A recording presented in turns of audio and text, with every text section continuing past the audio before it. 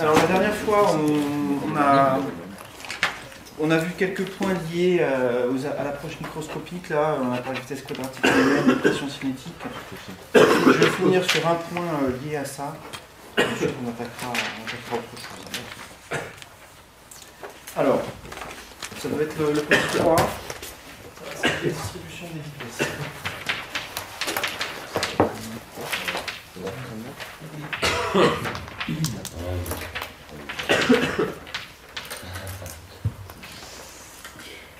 Donc on a vu la dernière fois qu'un gaz était constitué de molécules qui se déplacent. On a une certaine densité de molécules. Ces molécules peuvent taper sur les parois du récipient qui les contient. C'est ça qui donne naissance à la pression. La question suivante qu'on peut se poser, c'est si ces particules bougent, à quelle vitesse est-ce qu'elles se déplacent dans le milieu. Si on prend un échantillon comme ça d'un certain volume de gaz, assez grand,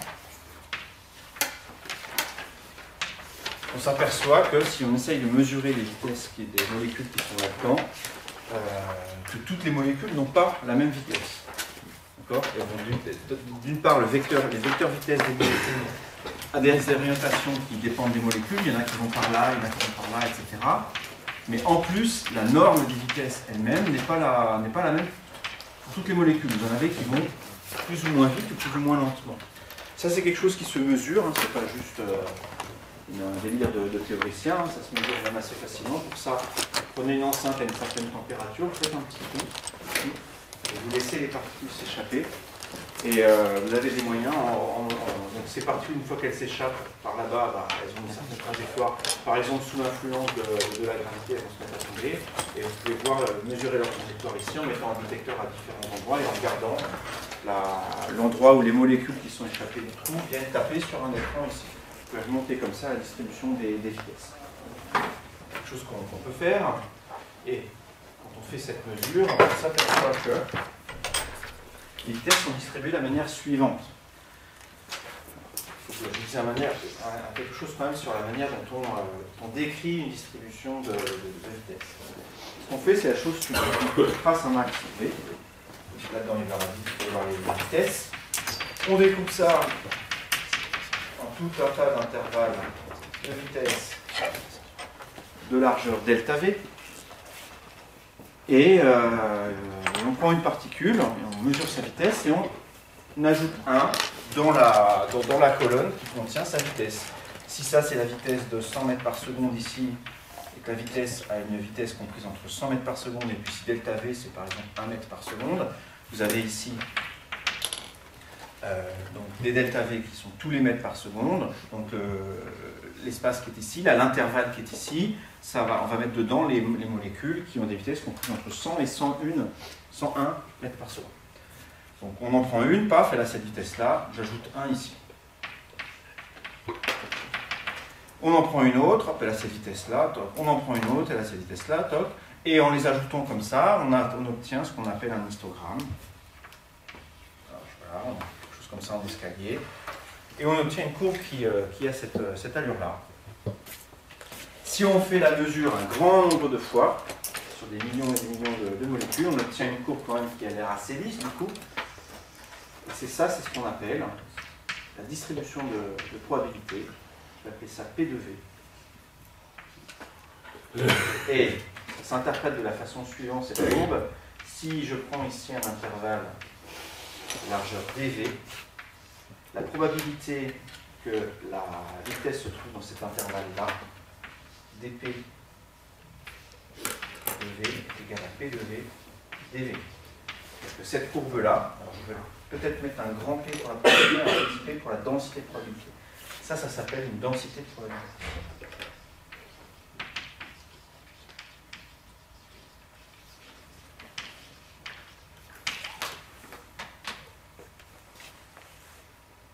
Si on a correctement fait le travail ici de faire cet histogramme et puis de tracer cette densité de probabilité-là. Est-ce que vous pouvez me dire un truc intelligent sur l'air qui se trouve sous la courbe qui est ici là?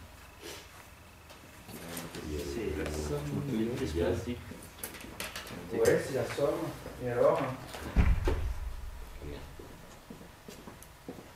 pouvez me dire combien ça vaut, par exemple?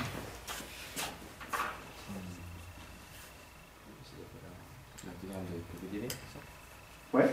Et ça vaut combien? En fait, ça vaut un nombre. Ça vaut 1. Pourquoi?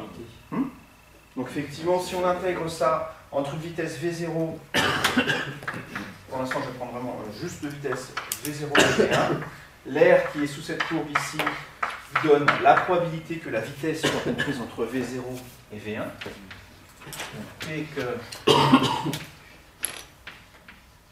V soit compris entre V0 et V1, c'est donné par l'intégrale entre V0 et V1 de P de VdV.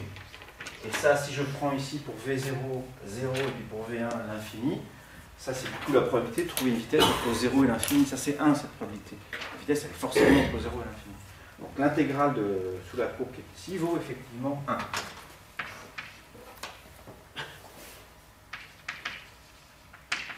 Intégrale sous la courbe, enfin c'est l'air sous la courbe, l'intégrale de la courbe, est égale à 1. Bon. Oui. Sur le graphique, c'est un grand P de V ou un petit P? Ça, c'est le petit P de V. C'est vraiment celui qui est ici. C'est pour ça que c'est son intégrale à lui, donc celui qui est ici, qui vaut 1. Et le grand P de V, ça serait l'air de ce que j'ai assuré ici. Précisément celui-là, là, le grand P entre V0 et V1, ça serait l'air assuré en bleu ici.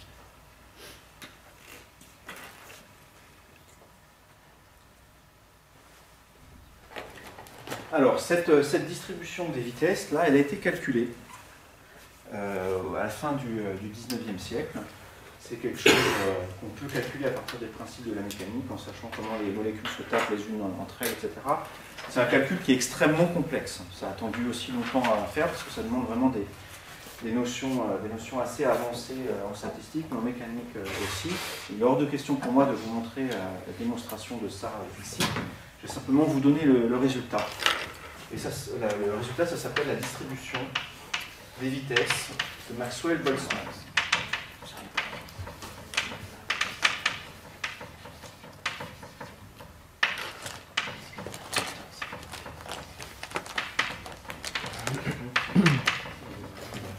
Alors Maxwell, vous en avez déjà entendu parler, en électromagnétisme. Il a aussi fait beaucoup de travaux en physique statistique, en théorie cinétique des gaz, comme ça, des travaux de ce type-là. Il a vraiment fait beaucoup de choses, Maxwell, plus que l'électromagnétisme.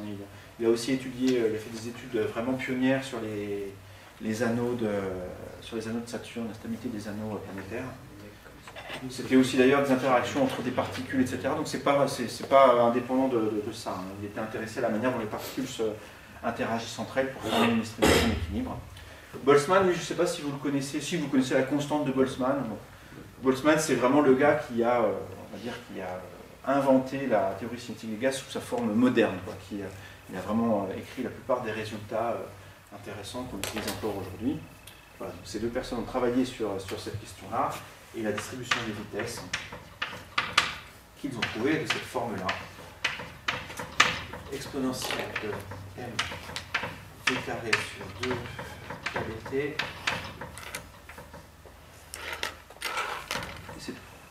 Ça veut dire ce que sont les grandeurs qui interviennent là-dedans.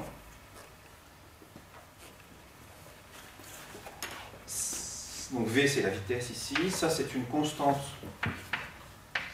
qu'on peut calculer.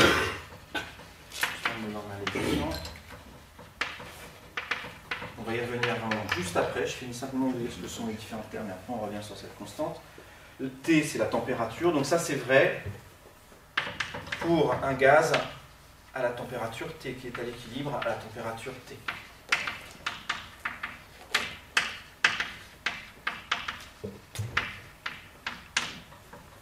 T, c'est la température.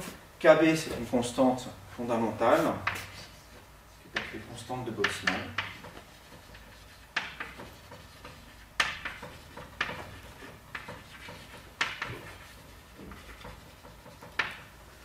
Et on peut montrer qu'elle est reliée à la constante des gaz parfaits par R sur Na. R, c'est la constante des gaz parfaits, et Na, c'est le nombre d'Avogadro. Donc ça, vous connaissez ces deux grandeurs-là. Et enfin, la masse qui est ici, M, c'est une masse, c'est la masse des particules qui sont dans le gaz.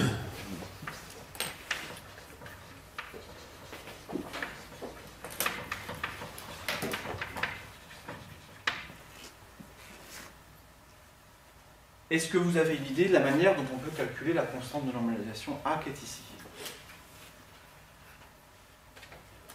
On fait l'intégrale de l'égal 1. Tout à fait, voilà, c'est exactement ça qu'on fait. On prend ça, on intègre ça entre 0 et l'infini, et on dit que l'intégrale de ça entre 0 et l'infini doit être égale à 1. Et ça donne 1. Alors ça, je ne vais pas trop insister sur ça, parce que vous allez avoir un TD, en fait, et vous allez manipuler ces trucs-là. Donc c'est vraiment ça, le TD consiste vraiment à ça, on vous donne ça, et vous calculez A, et puis vous calculez certaines des grandeurs dont je vais parler maintenant. Donc ça se calcule, je n'ai pas spécialement envie donc, de vous donner la formule là, on va aller un peu vite là, dans la partie cours sur cette formule. Une fois qu'on a cette distribution de probabilité, on peut calculer certaines grandeurs intéressantes, on peut calculer par exemple la vitesse moyenne, non, d'abord la vitesse la plus probable dans le gaz. Alors je vais retracer la distribution de probabilité V et de V. Elle a cette tête-là.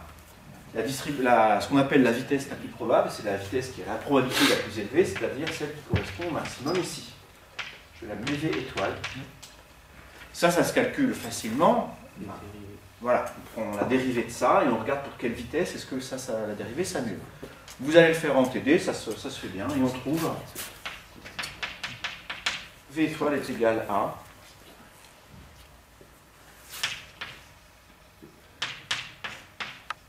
racine de 2 kBT sur M. Voilà. C'est quelque chose qui dépend de la température, qui dépend aussi de la masse des particules qui sont là. Je ferai une application numérique tout de suite après. On peut aussi calculer la vitesse moyenne.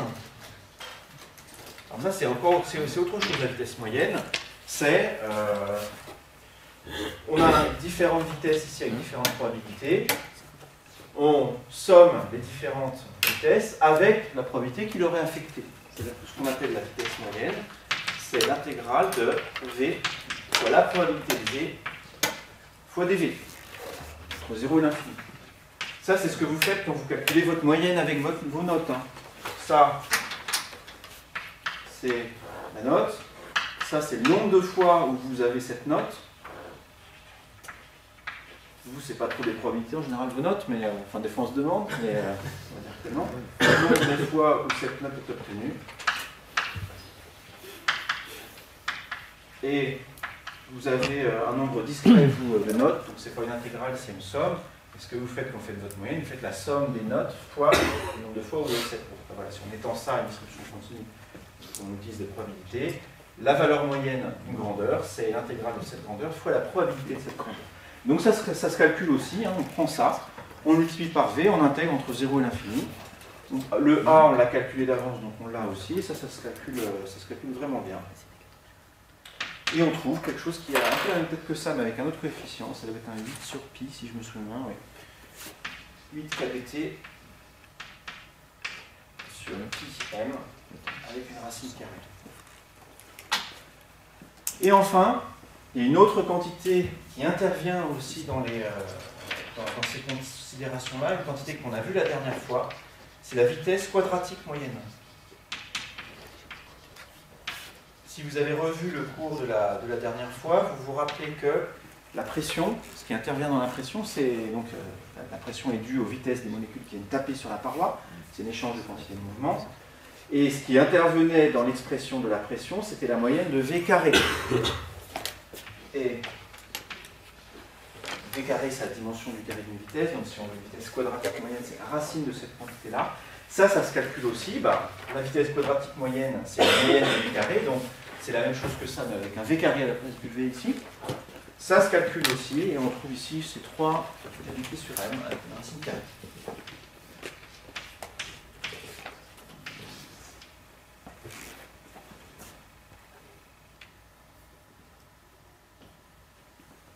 Donc vous avez, si vous voulez placer ces grandeurs ici, là, avec la distribution qu'on a, donc le V étoile ici, c'est racine de 2 kBT sur M. Vous avez ensuite la vitesse moyenne qui est un peu plus élevée que ça. Si vous calculez 8 sur pi, c'est un peu plus grand que 2. Donc vous avez V moyen qui est ici. Et puis la vitesse quadratique moyenne, elle est encore un peu plus importante. C'est la racine de 3 kBT sur M. Et elle est plutôt par ici. Voilà. Pardon? La vitesse quadratique. Ça représente la moyenne des V carrés. Vous pouvez, par exemple, vous, si vous avez des notes, vous vous amusez à calculer non pas votre moyenne, mais la moyenne du carré de vos notes. Vous vous en foutez. Il se trouve que là, on ne s'en fout pas parce que ça intervient dans la pression cinétique. La dernière fois, on a vu que c'était ça qui intervenait. Les équations qu'on a là, c'est des propriétés du type de gaz qu'on a vu. Non, alors ça, c'est une propriété effectivement intéressante et remarquable de cette distribution-là. C'est que donc, Maxwell et Boltzmann ont pu montrer que ça dépendait que de la masse des particules qui sont dedans, mais pas du type de gaz. Du coup, si tu as deux gaz avec des molécules qui ont la même masse, elles vont avoir cette distribution des vitesses.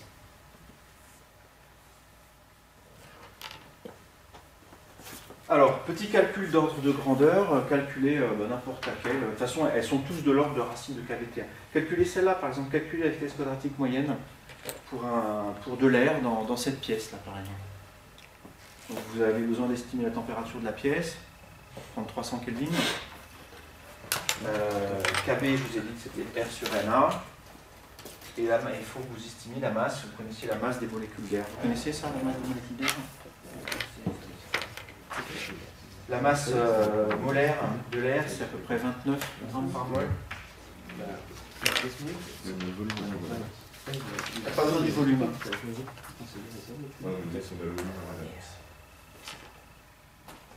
C'était le volume de quoi? Si on a la densité de l'air et le volume. Ça, attention, c'est la masse de chaque molécule. Ah, d'accord. C'est la masse individuelle des molécules. Donc ce qu'il faut connaître, c'est vraiment la masse molaire. Allez-y, faites-le. Oui, c'est effectivement, ça on peut le réécrire autrement, c'est une bonne remarque. Là, on gagne un petit peu de temps. Le KBT ici, c'est R sur NA, et la masse qui est ici, c'est la masse molaire sur NA aussi. Donc effectivement, ça peut s'écrire RT sur grand M. Voilà. Je viens de faire gagner 2 minutes à tout le monde.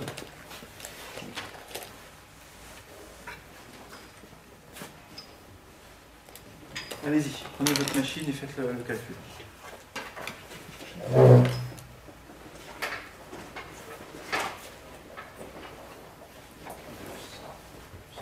Est-ce que vous avez une idée de combien on va trouver avant de le faire? Donc cette quantité-là, la vitesse quadratique moyenne, ça peut-être pas trop, mais vous voyez que tout ça c'est du même ordre de grandeur, c'est de l'ordre de racine de KBT sur N, c'est la vitesse typique des molécules dans le gaz. Vous savez, quelle est la vitesse typique des molécules dans l'air? Vas-y. 26. Donc ça c'est ta machine qui te le dit. Alors 26, ça me parle par... Tiens, j'en profite pour dire que je vois ça des fois dans les copies, et vous faites une application numérique et vous trouvez 26. Bah, je lis pas, enfin je sais pas ce que c'est 26. 26 quoi? 26 grammes pour une vitesse. Ça va être, ça dépend de ce que vous avez mis dans l'air. Si vous avez tout mis dans le système international, ça va effectivement être des mètres par seconde. Donc 26 mètres par seconde. C'est pas beaucoup, non? Vous attendez à plus? Ça va plus vite dans l'air? Comment vous savez? On estime. Toi, tu trouves combien? Non, mais j'ai converti en kilomètre heure, ça fait 93. D'accord. Donc il ne se fait pas flasher l'air quand il est en agglomération. Hors agglomération. Non, mais c'est pas ça le résultat. Donc je vous invite tous à le faire. Pas 57.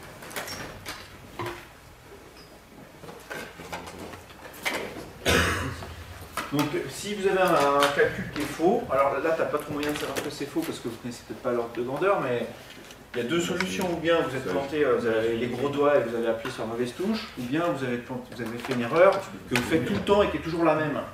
C'est quoi l'erreur que vous faites dans les applications numériques? On a trompé dans les unités, c'est typique. On vous donne un truc, ça moi je m'en souviens, c'est 29 grammes par mol, voilà. Mais attention, c'est pas du SI ça. Les masses, c'est pas en grammes dans le système d'unité internationale. 507. Pour la vitesse, hein? Ouais, ça me convient plus. Ouais. Ça, je trouve ça beaucoup quand même. Mais pareil, 500? 500. Ok. C'est les kilos? Ouais, c'est kilos. Ouais. Là, ça devrait encore réduire. Ouais. Non, la masse ici est plus petite, la valeur est plus petite que ce que vous pensez. En kilos. Donc c'est d'ordre de 500 mètres par seconde. Ok. Ouais, 500. Donc c'est beaucoup plus simple que ce que vous disiez. Hein. Ouais. C'est de l'ordre de grandeur de la vitesse du son en fait. C'est pas un hasard. Quand on calcule la vitesse du son, c'est aussi une grandeur de ce type-là qui intervient. Ça, normalement, on aura un cours, on a le temps sur la propagation du son. Ça fait 1800, ça fait bien plus que la vitesse du son. Ça fait une fois et demie la vitesse du son, quelque chose comme ça. C'est 340 mètres par seconde la vitesse du son. C'est l'ordre de grandeur. Hein, voilà. Quand on calcule la vitesse du son, vous avez là-dedans une formule de ce type-là, avec un gamma ici. Le gamma, c'est le rapport du CP et du CV, la capacité calorifique à pression constante et de la capacité calorifique à volume constant. On verra ça plus tard dans le cours. Donc voilà, ça se déplace quand même vite, hein, les molécules dans l'air. Hein. Donc là, on est dans un milieu dans lequel vous avez des particules qui se déplacent à 500 mètres par seconde, typiquement, autour de nous.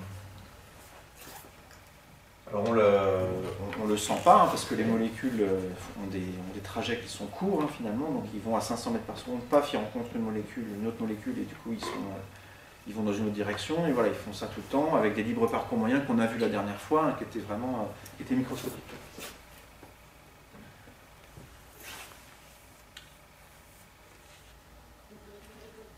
Ok. Du coup, je veux quand même rebondir sur ça.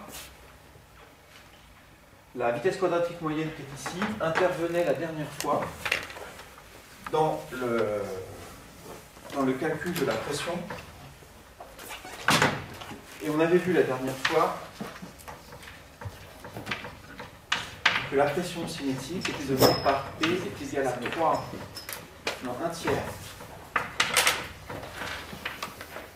de M V carré.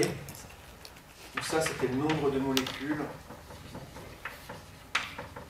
par unité de volume.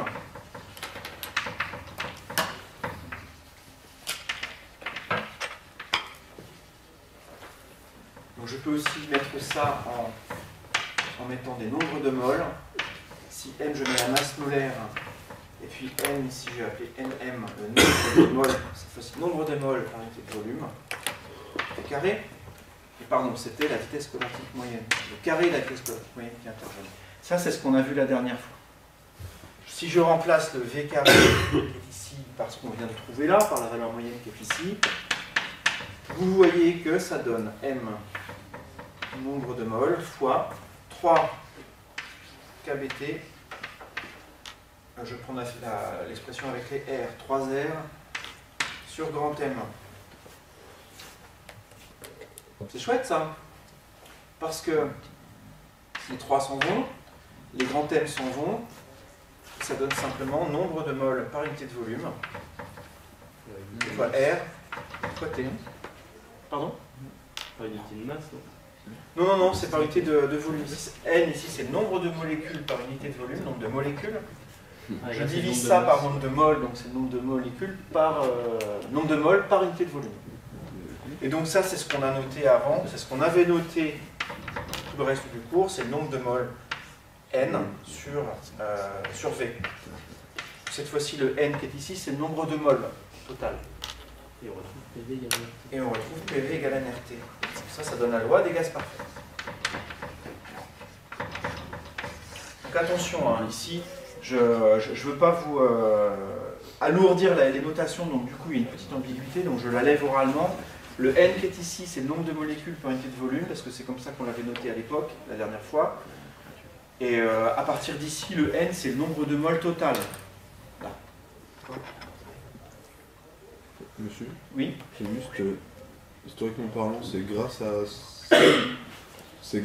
la loi des gaz parfaits qu'on trouve ça, ou c'est grâce à ça qu'on en déduit la loi des Non, gaz parfaits? en fait, on a trouvé ça, historiquement, on a trouvé ça bien avant tout le reste, Ouais, avant de savoir même que les gaz étaient faits de molécules.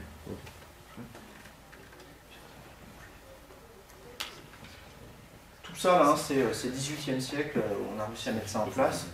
Ce dont je vous ai parlé avant, là, tout ça, c'est la fin du 19e siècle.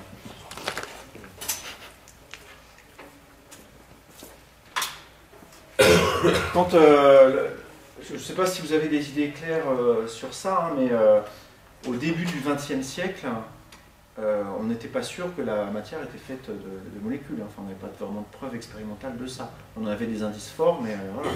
L'électron a été trouvé tard, au début du XXe siècle. Voilà. Toutes ces parties de protons. Le neutron, c'est 1930. Le proton, c'est un peu avant, mais à la fin du 19e siècle, on n'avait pas du tout l'intuition moléculaire qu'on a maintenant. Maintenant, ça nous est évident parce qu'on apprend à l'école, mais ça n'était pas du tout à l'époque.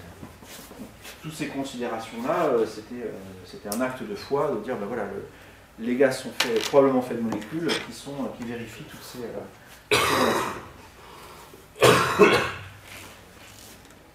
Alors, pour terminer sur ces considérations microscopiques, là, je voudrais terminer sur l'énergie totale d'un gaz, analysée encore une fois du point de vue microscopique. Et ça va être le 4. Énergie interne.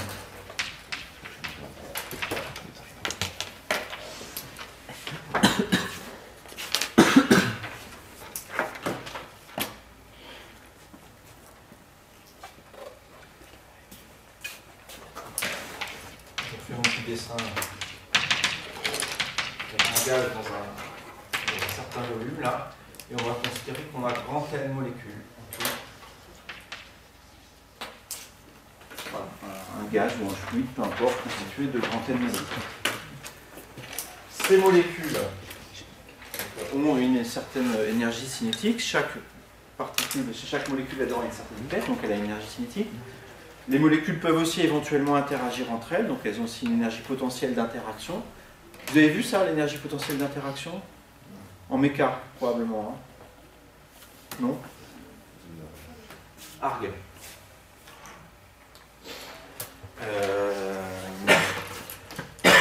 Ok. Donc on va faire ça en 2 étapes. Je vous parlerai d'énergie potentielle d'interaction, mais plus tard, du coup, je préparerai quelque chose pour vous en parler. On va considérer ici, dans un premier temps, qu'on a un gaz qui est parfait. C'est-à-dire que les molécules n'interagissent pas entre elles, du coup. Donc oubliez pour l'instant cette histoire d'énergie potentielle d'interaction. J'y reviendrai plus tard. Ça vous dit que l'énergie totale du gaz, c'est simplement donné par la somme des énergies cinétiques individuelles, de I égale grand 1 à grand N. Attention, le I qui est ici n'est pas une puissance, hein, c'est juste un petit indice pour dire que c'est la IM. Et ça s'écrit somme de I égale 1 à grand N de 1,5 de la masse M fois VI au carré. Il n'y a pas de quoi se rouler par terre, hein. C'est juste écrit C égale 1,5 de mv2. Bon, M c'est la masse des molécules, on va considérer que c'est toutes les mêmes maintenant. Ça, la quantité qui est ici, quand vous sommez tout ça, c'est N fois, alors attention, là vous allez me dire, mais qu'est-ce qu'il fait? Je vais multiplier par N et diviser par N. Donc, autrement dit, je ne fais rien, je complique juste l'écriture, mais la raison pour laquelle je fais ça, c'est que la quantité qui est ici, elle a une interprétation que vous connaissez en fait. Je vais peut-être l'écrire même. L'interprétation, on va la voir sur une commandeur que je vais écrire un petit peu autrement. Je vais sortir le 1,5 de M fois 1 sur N, somme de I égale 1 à grand N de VI au carré. Cette grandeur-là, vous avez envie de l'appeler comment? Je pose la question autrement. Est-ce que vous pouvez me dire un truc intelligent sur ça?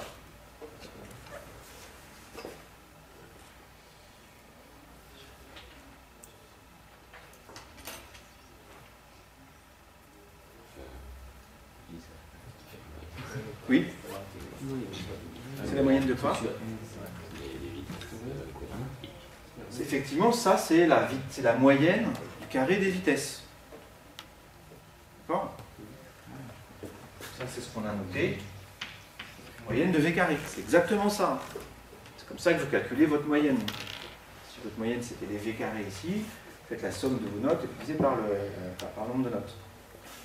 Donc, l'énergie totale s'écrit simplement 1/2 de m grand N fois la moyenne de V carré.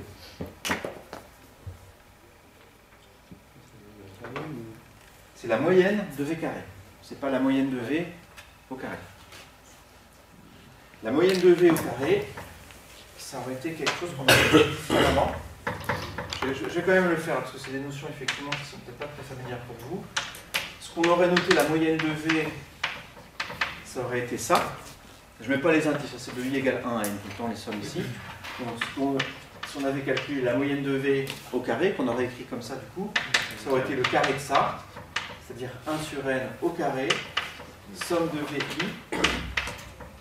somme sur I, fois la somme sur un indice que je vais appeler autrement, du coup J, fois VJ. Et ça aurait été une somme double. 1 sur n carré, somme sur I, somme sur J, de VI fois VJ. C'est pas du tout la même chose que ça.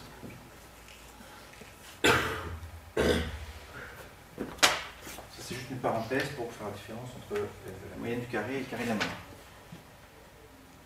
Vous avez fait des statistiques déjà dans votre scolarité? En terminale, non? Peut-être un peu? Vous avez vu les moyennes, la variance, vous connaissez ça? Vous avez vu ce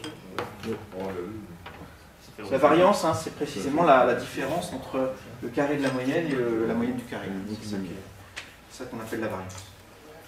Bon, ça j'efface, c'était juste pour répondre à la remarque.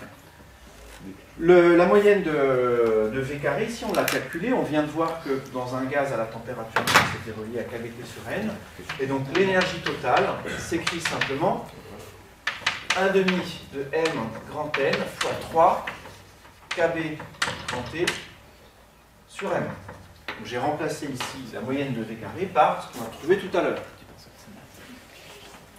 Et donc ça fait 3/2 de, les masses se simplifient, N KB fois T.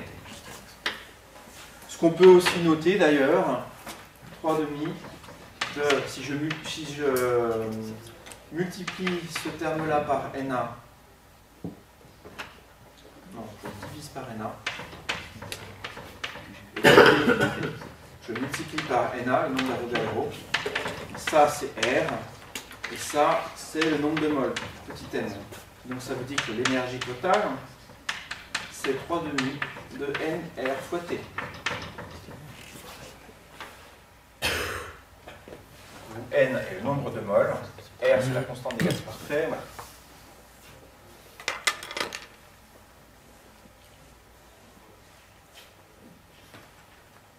Pour quelqu'un qui étudie ce système-là, ce gaz dans la boîte, et qui ne sait pas que c'est fait de molécules, qu'est-ce qu'il voit le gars? Il voit une boîte transparente avec dedans du gaz, et il n'a pas spécialement l'impression que ça bouge, il ne voit pas le mouvement.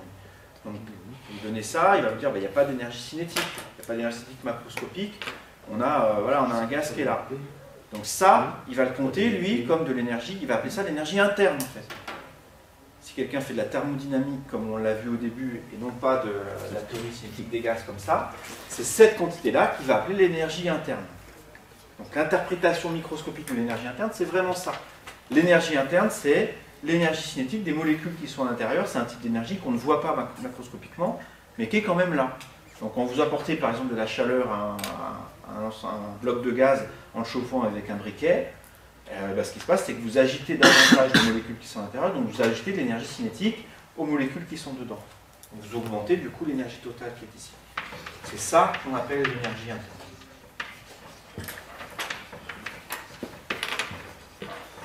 Alors attention, plus précisément, si dans cette énergie totale il y a une énergie de mouvement global, c'est-à-dire si tout ce gaz est en train de se déplacer macroscopiquement avec une certaine vitesse, en gros je prends la boîte et je la déplace, ça va ajouter une certaine vitesse aux molécules, toute la même en fait, dans une certaine direction, et l'énergie totale qui est ici va comporter un terme qui sera l'énergie cinétique totale, macroscopique. Si vous prenez ça et puis vous avez 12 joules d'énergie cinétique dans cette direction-là, ce qu'on appelle l'énergie interne, ça va être ça dont on retranche l'énergie cinétique macroscopique. Donc ça, l'énergie interne, c'est l'énergie qu'on ne voit pas macroscopiquement, qui est dans l'agitation thermique des molécules qui constituent le système. Donc ce que je suis en train de vous dire ici, c'est que pour un gaz parfait, U égale 3,5 de nRT. Vous voyez ici que l'énergie interne ne dépend que de la température. Ça vous rappelle quelque chose? Ça s'appelle la première loi de Joule, ça.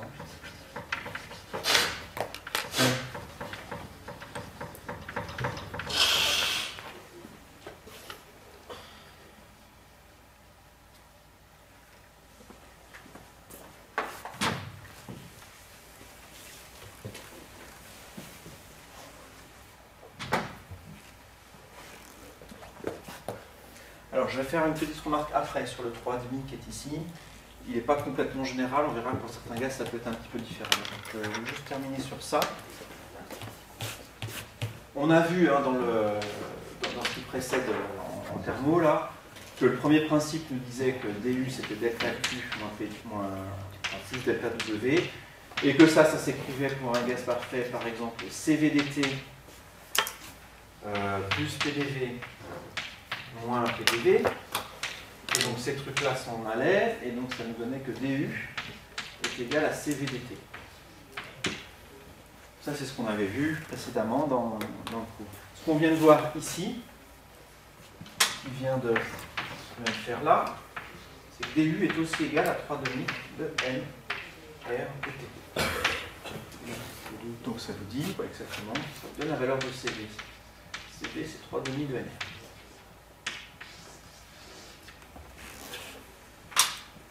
Donc, dans le cadre du calcul que l'on vient de faire ici, on vient de montrer que la capacité calorifique à volume constant d'un gaz est donnée par 3,5 de NR. Bien sûr. Oui. Donc ça dépend pas du gaz. Alors, c'est là où je mets le bémol qui est ici. Quand j'ai écrit l'énergie cinétique, j'ai écrit, de chacune des molécules, j'ai écrit ça. Si vous réfléchissez un petit peu, vous apercevez que ça, c'est pas vrai tout le temps. Si vous avez une molécule qui est... si vous avez juste des atomes, en fait, des molécules qui sont faites d'un atome, en fait, vous avez un gaz qui est, on dit, monoatomique. Ça, c'est effectivement vrai, la cinétique, c'est celle-là. Si maintenant, vous avez une molécule qui a plusieurs molécules, une molécule qui a plusieurs atomes, et qui peut avoir une forme, l'énergie cinétique n'est pas seulement l'énergie cinétique de translation aussi, qui est écrite ici, mais la molécule peut aussi tourner. Elle peut être très bien ne pas avoir de vitesse, rester sur place, mais tourner sur elle-même. Et vous avez du coup une énergie cinétique de rotation qui entre en jeu aussi. Quand vous avez des molécules diatomiques ou polyatomiques, vous avez en plus de ça un terme d'énergie cinétique de rotation qui vient en jeu. Donc ça ajoute des termes dans ce qu'on vient de faire et ça change un petit peu tout le calcul. Donc ce qu'on vient de faire ici, c'est valable en toute rigueur pour un gaz monoatomique. Alors, plus précisément pour un gaz parfait monoatomique. Monoatomique.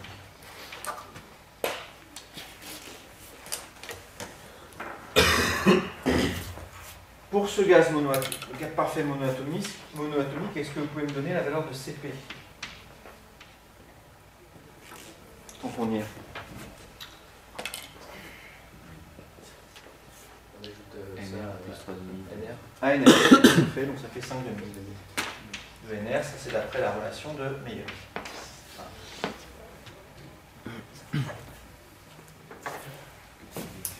Le gaz polyatomique, donc ça dépend vraiment du coup, de la molécule qu'on considère. Il y a quand même un autre résultat que je peux vous donner sans vous le démontrer.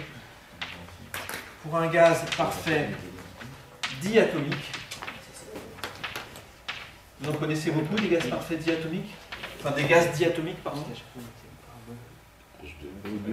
H2, mais de façon plus courante. N2, O2, donc l'air. L'air qui est constitué de dioxygène et de diazote, ça peut être considéré comme un gaz diatomique. Pour un gaz parfait diatomique, on a que Cv c'est 5,5 de NR. Et Cp du coup c'est 7,5 de NR. Donc ça je vous donne sans démonstration.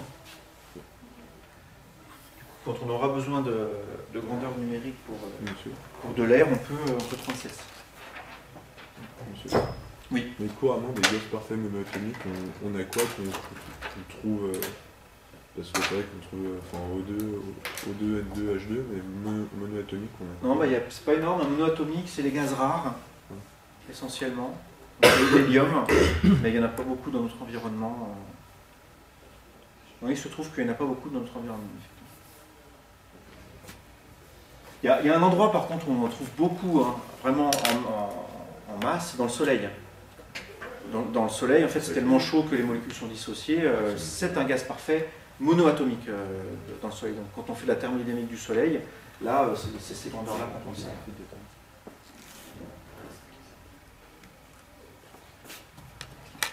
Bon, ça va? Vas-y. C'est 5 et 7 ou c'est 3 et 5 demi? C'est 5 et 7. 3 et 5, c'est pour le gaz parfait monoatomique. Et ça, c'est diatomique. Si pour un gaz parfait qui a plus de molécules que 2, là ça commence à être compliqué. Et on a des valeurs qui sont plus grandes que 5, mais il n'y a pas de formule aussi simple que celle-ci pour les valeurs de CV et de CV.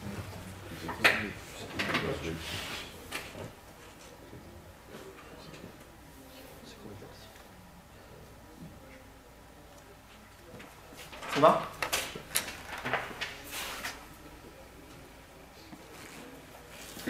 Alors, on passe à carrément autre chose. Donc ça, on ferme cette parenthèse-là. Vous allez le faire une fois en TD. Alors ne vous inquiétez pas, ne prenez pas peur. Je conçois que ce qu'on a fait là, c'est un peu... c'est pas forcément simple, disons, pour vous. Manipuler des distributions de probabilité, c'est pas forcément évident. Donc c'est pas là-dessus... c'est pas ça qui m'importe le plus que vous ayez compris, on va dire. Enfin, c'est bien si vous l'avez compris et si vous avez appris des choses, mais la thermodynamique, c'est pas représentatif de ce que j'attends de vous en thermodynamique. C'est plus, disons, pour votre culture générale. Ça nous donne aussi une justification des valeurs de CP et de CV dans certains cas, qu'on va utiliser vraiment beaucoup dans la suite. Et ça vous donne peut-être aussi une petite image de ce qui se passe au niveau microscopique. Mais là, on revient maintenant sur des choses qui sont plus... voilà, sur lesquelles j'ai plus envie d'insister, en particulier en contrôle continu, partiel, tout ça, je ne vais pas vous embêter sur des questions de théorie cinétique des gaz. Je ne dis pas qu'il n'y aurait pas de questions dessus, mais ce sera des questions gentilles. Non pas qu'il y aura des questions méchantes sur ce qui va suivre. Mais... Alors la suite, on va passer maintenant à l'étude des machines thermiques. Ça s'appelle cycle et machines thermiques. On va commencer à voir des utilisations concrètes de la thermodynamique.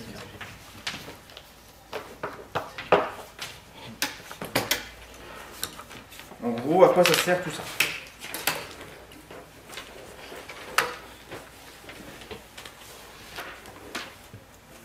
Alors, on a vu dans ce qui précède que l'énergie pouvait être échangée sous deux formes, la chaleur et le travail. En pratique, dans la vie de tous les jours, ces deux formes d'énergie ou d'échange d'énergie sont vraiment très différentes. On ne s'en sert pas pour la même chose. Le travail, c'est ce qui sert par définition, c'est des forces. Un travail, c'est quand une force conduit à un déplacement de quelque chose. Donc, quand on veut mettre une pièce en mouvement, on a envie de disposer de travail. Donc, tout ce qui est moteur et tout ça, on a envie qu'on s'intéresse au travail. La chaleur, c'est quand on a une décombustion, quand on veut augmenter la température d'un corps. La thermodynamique, elle est liée, elle est née en fait quand on s'est aperçu que ces deux choses étaient liées, qu'on pouvait éventuellement se servir de l'un pour obtenir l'autre. Notamment quand les gens ont commencé à inventer la thermodynamique à la fin du XVIIIe siècle, début XIXe, les gens se demandaient si on ne pouvait pas avoir facilement du travail à partir de chaleur. La chaleur, c'est quelque chose qui est facile à avoir. Prenez un bout de bois, vous mettez un briquet en dessous, vous mettez une étincelle, tac, tac, tac, hop, ça prend feu, vous avez de la chaleur facilement. Le travail, c'est difficile en fait à avoir. Hein. Si on vous donne un rocher, là, poum, de 1 tonne, et on vous dit maintenant, vous mettez ce rocher-là à 5 mètres plus haut, avec votre briquet, vous avez l'air con, hein. Enfin, c'est pas évident. Et vous pouvez forcer autant que vous voulez, si vous n'avez pas une force suffisante, vous n'allez pas arriver à le soulever. Donc les gens, c'était vraiment une question pratique. Comment en fait, obtenir des travaux importants. Et pourquoi ne pas, est-ce qu'on ne pourrait pas utiliser efficacement un autre type d'échange d'énergie qui serait la chaleur? Donc les gens se sont rendus compte que oui, on pouvait utiliser des dispositifs thermiques pour soulever des trucs. Vous vous souvenez de l'autre fois, ma machine à soulever les éléphants, là, hein, on fait le vide dans une enceinte. Plus exactement, on commence par chauffer là-dedans un gaz à une température élevée. Donc on a un gaz qu'on chauffe, donc la pression est assez forte. On ouvre un petit robinet, puis hop, on a ici un gaz chaud à pression ambiante. On ferme le robinet et puis on laisse le truc se refroidir. Quand on fait ça, le gaz se refroidit ici. Vous avez ici votre... Ah non, vous faites ici un éléphant.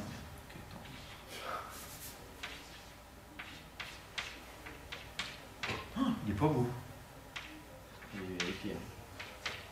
Ouais, mais il est mieux. Bon, bref. Okay. Vous avez votre éléphant ici qui est harnaché. Et quand le gaz se refroidit ici, la pression diminue ici. Du coup, l'air, la pression de l'air qui est ici pousse sur le piston qui est là, ça remonte et ça peut soulever l'éléphant. Ça, c'est une forme primitive de ce qu'on appelle une machine atmosphérique qui utilise, il y a une étape thermique là-dedans pour à la fin avoir du travail. Donc, une des grandes interrogations de la thermodynamique, c'est comment faire ça le mieux possible, comment dépenser le moins de chaleur possible pour obtenir un travail donné. Alors là, on a déjà, avec le premier principe, on a déjà un premier élément de réponse, puisque si je vous dis que delta U est égal à Q plus W, si je considère un système fermé là, dans lequel il contient l'éléphant, la machine et puis le briquet qui va chauffer le gaz, vu de l'extérieur, il n'y a rien qui rentre et il n'y a rien qui sort de ça, donc tout ce qui est émis sous forme de chaleur, au maximum, va se retrouver sous forme de travail. Si, vu de l'extérieur, on n'apporte rien, si tout ça, ça fait 0, ça vous dit que le travail qu'on va obtenir ne peut pas être plus grand que la quantité de chaleur, déjà. Donc on a une limite supérieure au travail qu'on peut obtenir. On sait que W, forcément, va être plus grand que moins Q. Donc si le système reçoit une quantité de chaleur donnée, il ne peut pas lui fournir un travail plus important que ce qu'il a reçu. Donc ça, c'est une première borne qui est assez évidente. On va voir plus tard dans le cours qu'en fait c'est pire que ça. On ne peut pas récupérer toute la chaleur ici et l'avoir sous forme de travail. Ça c'est lié au second principe de la thermodynamique, on verra ça un petit peu plus tard. Ce qui m'intéresse ici, c'est déjà de commencer à vous décrire certaines machines thermiques, de faire des calculs de rendement, vous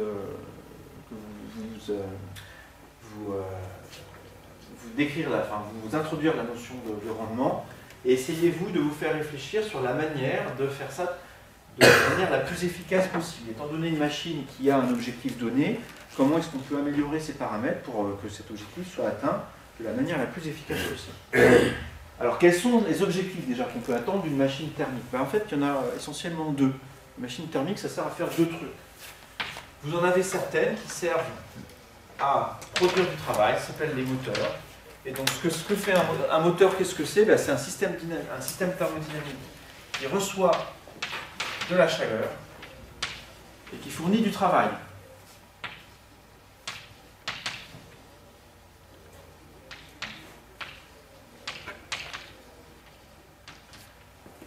Si je veux représenter ça de manière schématique, ça c'est votre système. Il reçoit de la quantité de chaleur Q et il donne du travail. Vous avez aussi des machines thermiques d'un type différent. Je vais appeler ça frigo. Où là, ce que ça fait, c'est que ça reçoit du travail. On décrira ce type de machine thermique en détail. Et fournit de la chaleur. Alors, fournit, c'est peut-être pas un bon terme.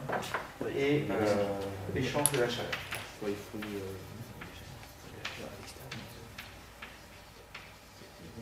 Plus précisément, ce que ça fait, alors c'est un peu plus compliqué le frigo que le moteur. Ce que ça fait le frigo, c'est que ça reçoit du travail.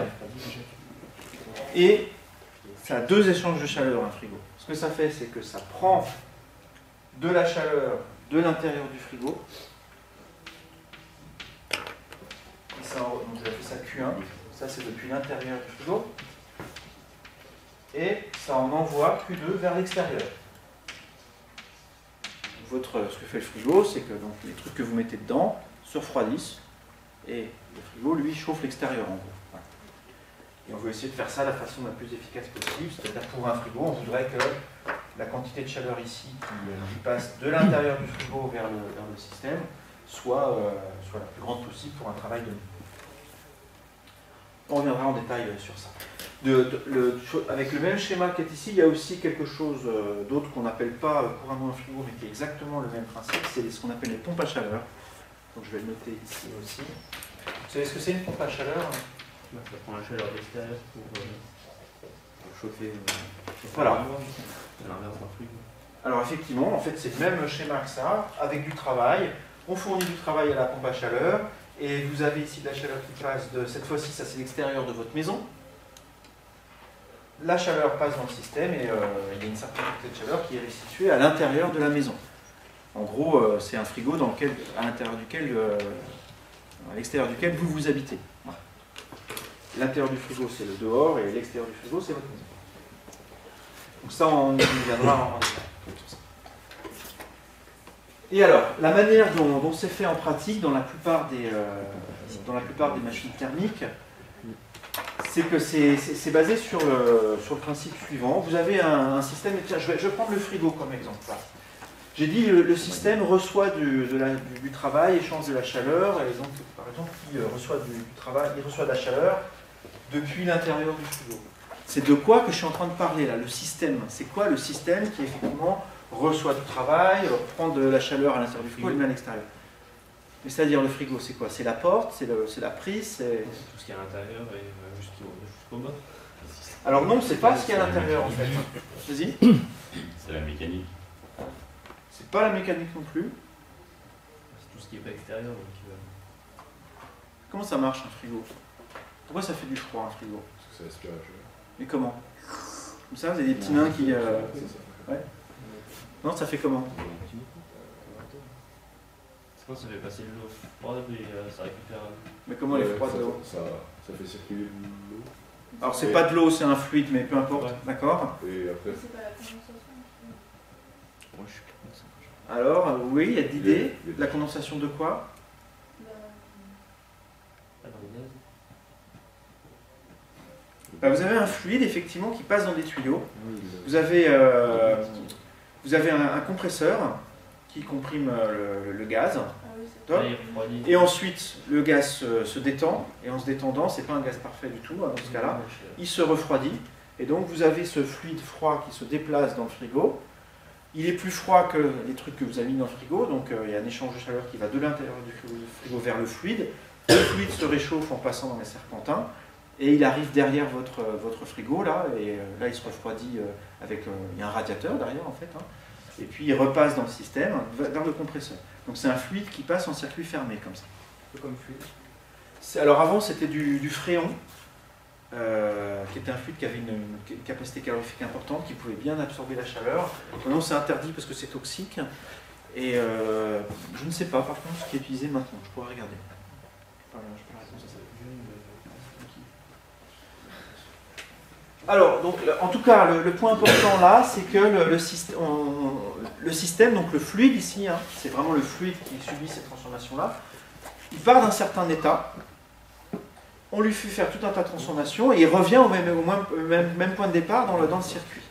Donc en fait, le système, là, il décrit un cycle, c'est ce qu'on appelle un cycle. Donc dans une machine thermique, le système, généralement, enfin souvent, je vais mettre, c'est pas une nécessité non plus, hein, mais c'est vraiment le cas dans beaucoup de situations, décrit un cycle, c'est-à-dire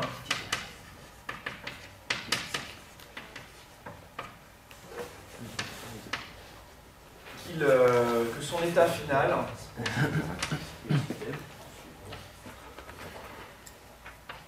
subit une série de transformations qui le ramènent dans son état initial.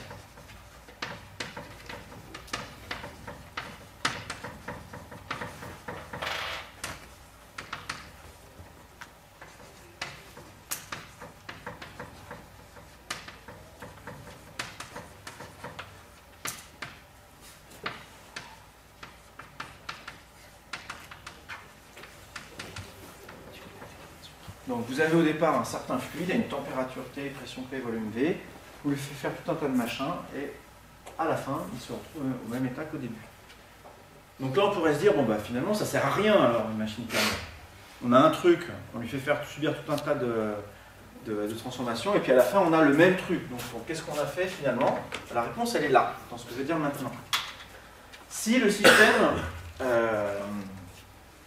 système revient dans son état initial, ça veut dire qu'il a les mêmes variables d'état. Toutes ces variables d'état sont les mêmes. La pression, le volume, la température, l'énergie interne, l'enthalpie, tout ce qui est variable d'état, ce sont les mêmes.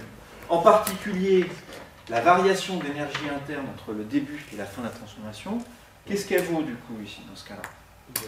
Zéro. Le système, il a fait tout un cycle, sa variation d'énergie interne est nulle. D'une part. D'autre part, le système, il a échangé avec l'extérieur de la quantité de chaleur et du travail. Donc il a échangé W plus Q. La raison pour laquelle c'est intéressant d'utiliser ce système, même si lui, son état n'a pas changé entre le début et la fin, c'est qu'il a échangé quand même du travail avec l'extérieur et de la quantité de chaleur avec l'extérieur. Et pour un moteur, par exemple, ce qui est intéressant, c'est qu'il a reçu de la quantité de chaleur, il a donné du travail. Donc pendant ce cycle qu'il ramène à son état initial, il a changé l'extérieur en fait. Donc lui, il n'a pas changé, mais l'extérieur a été modifié. Le monde extérieur a été modifié par ce cycle-là. Donc il sert à ça. Le cycle sert à appliquer une modification au monde extérieur. Par exemple, produire du travail ou faire passer de la chaleur d'un point A à un point B. Alors, on va voir maintenant un exemple précis de ça. C'est vous qui allez bosser, ça c'est bien. Donc plutôt que de se lancer dans la théorie générale des cycles, blablabla, on va étudier une machine ensemble. Et j'ai essayé d'imaginer la machine la plus simple possible. Donc la notion de simplicité n'est peut-être pas la même pour vous que pour moi, je ne sais pas, mais quand je préparais ça, je me suis dit, ok, si je devais faire une machine thermique que je comprends facilement, je suis arrivé au résultat suivant. Je me suis dit, alors, ça va être du coup, c'est une machine à soulever les éléphants aussi.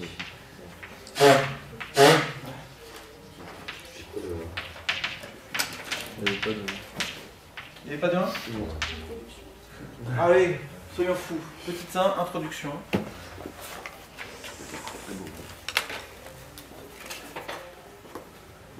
Et cette machine, elle marche de la manière suivante. On a une grosse enceinte, avec ici un piston qui peut s'appuyer sur un gaz, qui peut coulisser librement. Vous avez là-dedans un gaz au début, un fluide, peu importe, on a un gaz, à la pression P0, avec un volume V0, une température T0. Et on va considérer que la hauteur initiale de ça, c'est AG. Le but de cette machine va être de soulever un truc lourd. Donc on a quelque chose de lourd ici, un éléphant, ouf, on va avoir envie de poser là-dessus et de soulever. Donc le truc bête à faire, enfin quasi évident, j'ai l'impression, c'est de dire, si je dispose par exemple d'une source de chauffage, je vais poser l'éléphant ici, chauffer, du coup ça va expandre le gaz qui est ici et ça va soulever l'éléphant. Ça va marcher, hein, c'est sûr. Voilà. Le problème, il y a quand même un problème avec cette machine si on fait ça bêtement, c'est que quand je vais poser l'éléphant là, prouch, le premier truc que ça va faire, c'est de baisser le piston. Donc déjà, moi je voulais le lever, donc ça va baisser le piston ici. Il va falloir que je chauffe ensuite pour le ramener à sa position de départ, et puis que je continue à chauffer pour l'amener plus haut. Vous voyez que déjà là, avec cette machine, on va perdre de l'énergie. Tout le travail ne va pas servir à soulever l'éléphant.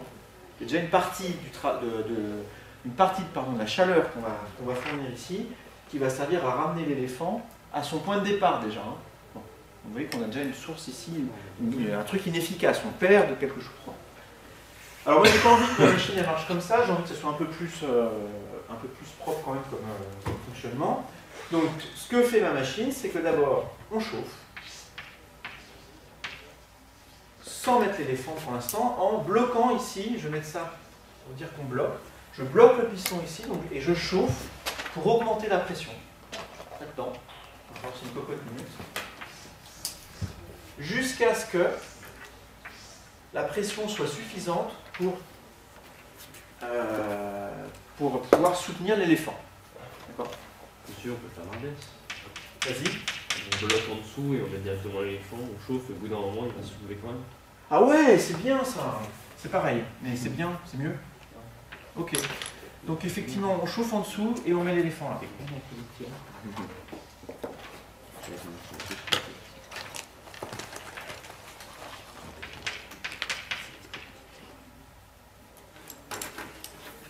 Ah ouais, trop bien. Ok, mais tu mets pas le brevet, hein, c'est moi. Donc on chauffe. À un certain stade, effectivement, du coup, dans cette version améliorée de la machine,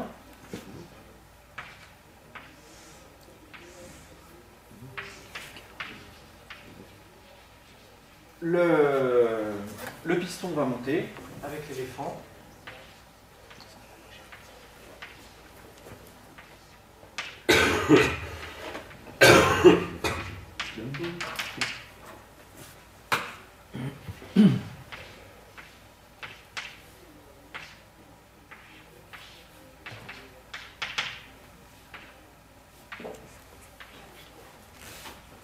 Voilà.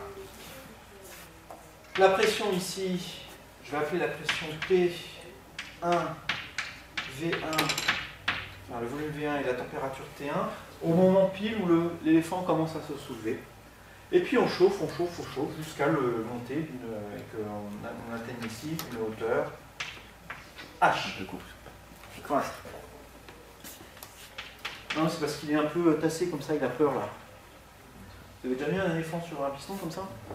Ça a peur. P2, V2, T2.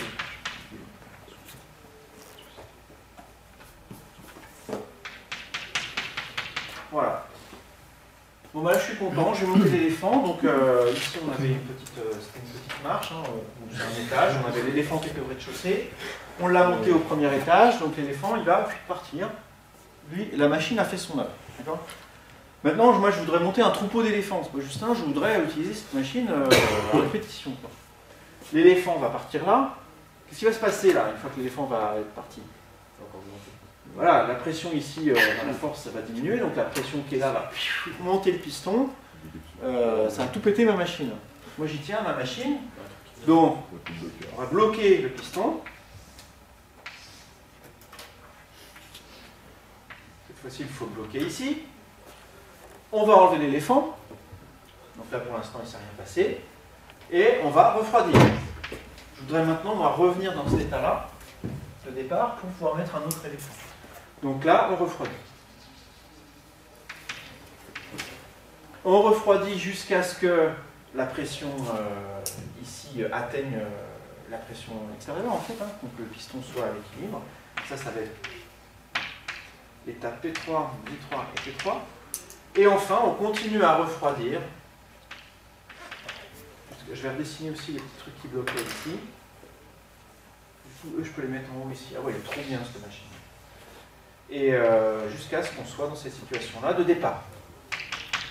Et là, c'est l'état de départ. On a la même pression qu'au début, le même volume et la même température.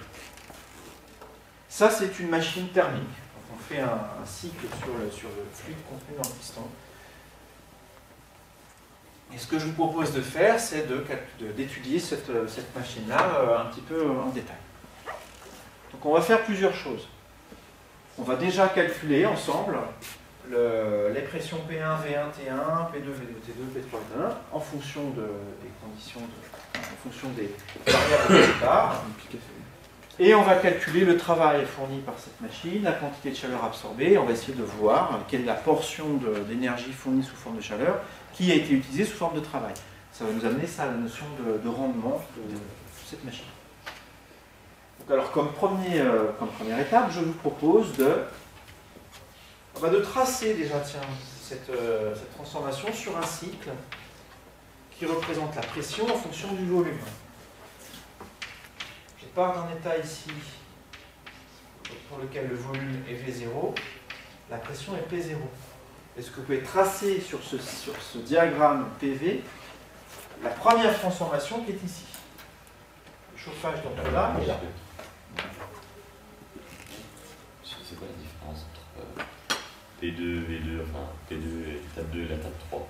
Entre là et là, là on a enlevé l'éléphant et on refroidit. Donc la température elle change là. D'accord? Donc là le gaz il était chaud et donc là il refroidit jusqu'à une température T3.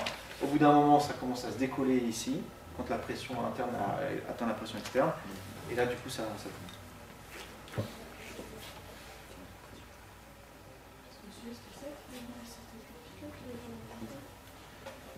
Dans le contrôle, la transformation qu'on proposait était à pression constante.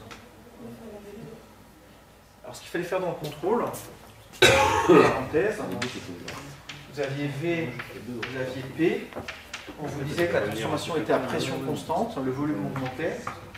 Voilà, on vous demandait de tracer ça. Et après, ça revenait. Et après, dans la deuxième étape, où là c'était isotherme, quand c'est isotherme, on a PV qui est constant, donc ça fait quelque chose comme ça. Ça ne doit pas être une droite. Non, c'est pas une droite. C'est P égale 1 sur V, c'est une hyperbole. C'est pas grave, hein. Un compas, tu veux faire une hyperbole au compas, toi.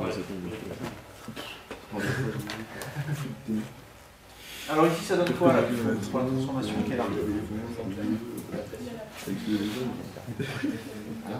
Oui, le volume est le même, effectivement, la pression augmente. Donc c'est une droite qui est verticale.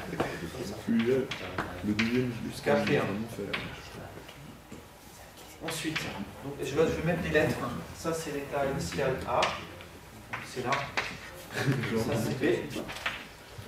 Ensuite, entre B et C. Le volume reste le même. Donc là, non, le volume entre là et là, le volume augmente. Perdu. Mais c'est la pression effectivement qui reste constante.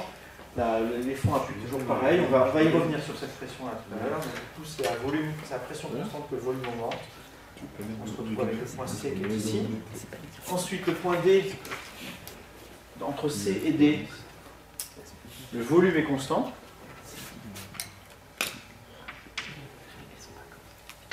Et entre D et A, c'est la pression qui est constante. Voilà, voilà le cycle que décrit cette machine à soulever les éléphants. C'est simplement un rectangle dans le diagramme PV.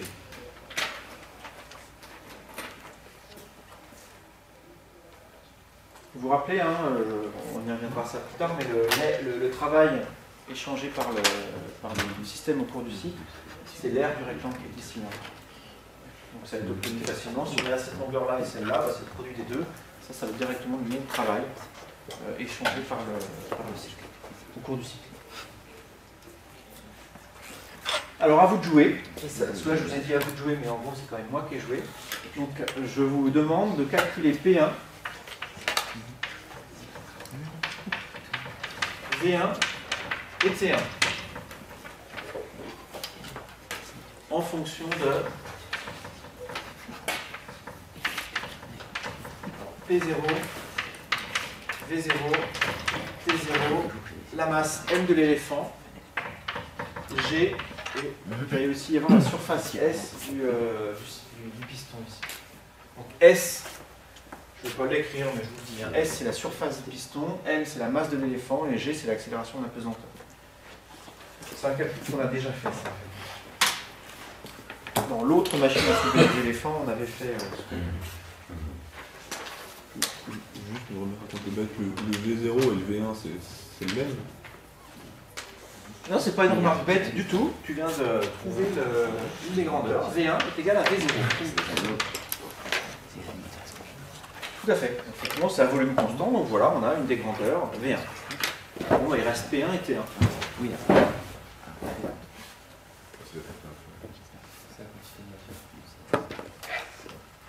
Alors, j'entends quantité de matière. Vous avez envie d'utiliser la loi des gaz parfaits peut-être? Alors, la loi des gaz parfaits fait intervenir PV et T. Donc ici, comme on en cherche deux d'entre elles, ça ne va pas nous dire grand-chose. Une fois qu'on aura l'une, ça nous donnera l'autre, par contre. C'est Donc laquelle, à votre avis, est plus facile à calculer? Et T. Vas-y. Bah, par contre, c'est pas tout le en chauffe. Non. P avec force de pression. Oui, tout à fait. Voilà. Donc, P1, lui, on peut le calculer parce qu'on sait quelque chose sur le. Donc ici, on s'arrête. Hein, on s'arrête quand l'éléphant commence juste à être soulevé. À ce moment-là, ça veut dire que la force de pression subie par le piston ici, depuis le bas, est la même que la force totale subie par le haut. Donc on a un équilibre mécanique du piston. Ça nous dit que... C'est mg sur S. Presque. Au point B, on a, si je fais le bilan des forces de pression qui agissent sur le piston, on a, en orientant les forces vers le haut, on a P1S, ça c'est la force de pression depuis le bas, est égal à... MG. Alors non, si c'est orienté vers le haut, la force de pression elle est bien positive ici. MG. Et ça c'est égal à pas seulement mg en fait. Ah, plus la pression atmosphérique. Oui, plus la pression atmosphérique. Donc au départ, la machine, quand elle est dans l'état initial, là, avant qu'on pose l'éléphant, elle est à l'équilibre, donc on va dire que la pression à l'intérieur ici, c'est la pression atmosphérique. P0, c'est la pression atmosphérique. Donc du coup, ça doit être égal à P0S plus mg. Effectivement, ça c'est le poids d'éléphant. Je ne vous refais pas tout le raisonnement de mécanique qui conduit à dire que l'équilibre des forces conduit à ça, on l'a déjà fait précédemment. Donc ça veut dire que P1 est égal à P0 plus mg sur S. Bon ben voilà, on a le volume P1, on a la pression P1. Il nous manque quoi? La température T1. Ben ça on l'obtient en écrivant la loi des gaz parfaits. Voilà. Donc ça fait P1V1 sur NR. Je remplace là-dedans P1 parce que ça vaut et V1 parce que ça vaut en fonction de V0. Et ça donne simplement P0V0 sur NR plus mgV0 sur NR fois S. Ça a l'air un peu compliqué, mais en fait, si on réfléchit bien, P0V0 sur NR, ça c'est égal à T0, d'après les gaz parfaits, plus ce terme-là, est-ce qu'on peut en faire quelque chose? Oui, juste, le V0 sur S, là, c'est quelque chose sur le schéma. C'est H0, hein, effectivement. Le volume qui est ici, c'est la surface S, la section S fois H0. Donc le rapport qui est ici, c'est simplement H0, et donc ça donne mg H0 sur NR.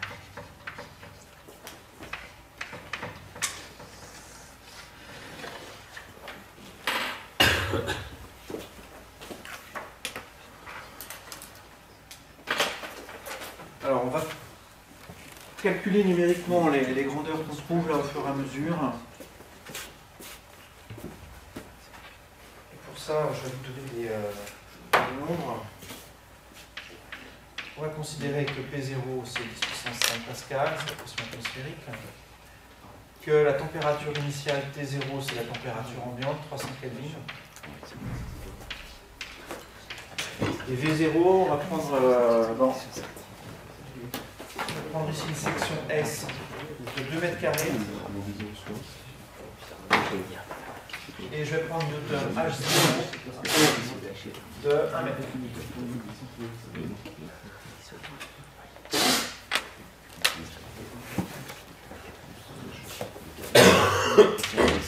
La masse de l'éléphant, vous suggérez combien? Une tonne 3. 1 tonne 3. Oui, il y a pas mangé. Il n'y a rien dans Newton, il y a 5 tonnes. Il y a un sommelier alors. 5 tonnes. C'est plutôt 5 tonnes. Hein. C'est gros un éléphant. C'est presque une vache, une tonne. C'est 2 vaches. Ah non, ouais, c'est deux. Je crois que c'est 2 Ça fait un bœuf. Un éléphant, c'est pas 2 vaches. Ça dépend de la forme. Ça dépend de la vache, ça dépend de l'éléphant. Il a quel âge? Il égale 5 tonnes. Quel âge? Ça arrive.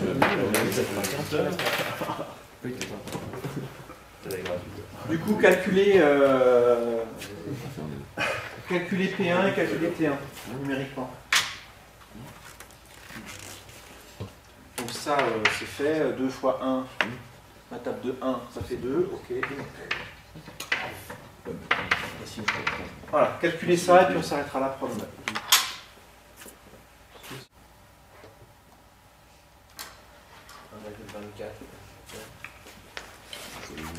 là, 1,24 10 puissance 5. Pascal? Oui. Non,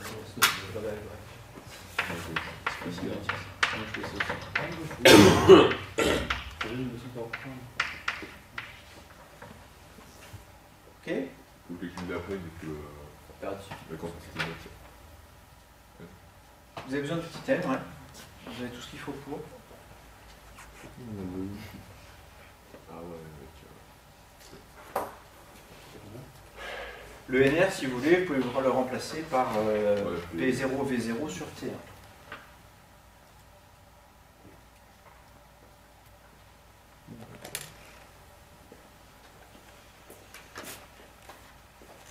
Je vous l'écris différemment. NR, donc c'est P0, V0 sur T. Donc si je mets T0 en facteur, ça fait 1 plus MG sur P0, V0. Et j'ai un H0 ici, V0 sur H0, ça fait S. Ça s'écrit aussi comme ça, si vous voulez. Je trouve 373. Il manque juste un petit élément. L'unité. Kelvin. Kelvin. Vous êtes d'accord tous? Ouais, 594. 594. Ne m'obligez pas à sortir ma machine. 300. Ok. Si. Je trouve combien? Ouais, bien chauffé, je m'en souviens. 100 degrés, c'est rien. Moi, je pense que c'est ça. Donc 5 tonnes, 5000 fois G. Ah si, quand même, 200 Kelvin. Divisé par Il faut les monter, les 5 en enceinte fermée, c'est plus. divisé par 1 mètre cube. C'est juste. Non, mais juste assez bon. Oui, bah de toute façon, oui, c'est un peu idiot. La pression était multipliée par 1,24, donc à volume constant, ça veut dire que la température a aussi été multipliée par 1,24. Donc la température qui est ici, c'est 300 fois 1,24. 72. Ah, mais tu dois pas être précis aussi. Ok, donc 372, 373, peu importe, ça fait combien en 100 degrés? Ça fait 100 degrés. Beaucoup, c'est 100 degrés. T'as comme 52 dessus. Donc là, il y a les vacances. Donc on s'arrête ici pour aujourd'hui. On reprend le cours après les vacances. Je vous invite vraiment à re-regarder cette partie-là en venant au prochain cours, en ayant revu ça. Il y aura eu la vidéo normalement et tout ça, donc vous pouvez rejeter un œil. Ce que je ferai la prochaine fois, c'est que je dessinerai rapidement ça. Je remettrai au tableau les résultats qui sont ici, là, et puis on repartira sur le reste du calcul, P2, V2, P3, etc. Si vous vous ennuyez pendant les vacances et que vous avez envie de prendre de l'avance pour voir si vous avez compris, je vous invite par exemple à calculer effectivement les grandeurs qui sont ici et celles qui sont ici, par exemple. Vous voyez si vous y arrivez. Vous pouvez poser des questions si vous n'y arrivez pas, pareil. Oui.